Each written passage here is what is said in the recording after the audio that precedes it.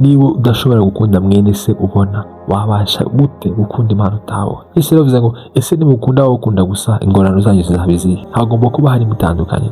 Kugira icyo wigomwa kugira ngo undi muntu agire icyo yunguka. Ugomba gukunda umuntu agukunda atagukunda. Ukuri gukunda umwana, ntabwo ukunda abagukunda gusa, kuko nukunda abagukunda uzagororerwa iki? Urukundo rwawe ruzaba rutandukanye n'urukundo rw'abatazi Imana, ruzaba rutandukanye n'urukundo rw'abatizera, urukundo rw'abamenye Imana, rw'abigishwa ba Yesu. Ahantu rutandukanye n'urukundo rw'abataramye Imana nuko twe turenzaho tugakundana abatwana, kubera nyine rwa rukundo. Yesu yagukunze uri umunyabyaha, agukunda umucumuraho, nda n'isaha hari ukuntu ukisanga wahitamye, ariko akongera akakugaruza urukundo rwe. Urukundo rwe rukongera rukakugarura, rukagukurura, akongera akakubabarira. Ntabwo Yesu yarindiriye ngo tubanze tube beza kugira ngo adukunde. Yadufashe uko turi aba ari kuduhindura. Umuntu wirindira akabanza kuba mwiza kugira ngo umukunde, wirindira akabanza kugira imico we wishimira kugira ngo umukunde. Urukundo rwanyu rwo rugaragarira mu gihe umuntu ari muri bya bitagombye kumukunda. Abantu benshi nubwo bavuga ngo inshuti yacu ntigaragarira mu byaha, bya bihe nyine bikubangamiye nibyo bigomba kwerekana mu rukundo. Ntabwo kuba ukunda umuntu uko agukunda gusa. Mbere ruguru twabonye yuko Imana ariyo yabanje kudukunda. Twahaye Imana impamvu nyinshi zo kutwanga, ariko nta n'imwe yigeze igenderaho ngo itwange, ahubwo yakomeje kudukunda. N'ubu turacyariho impamvu nyinshi, twisanga twahitamye, twisanga twacumuye, ariko yakomeza kutugaruza urukundo rwawe. Kunda mugenzi wawe, umuntu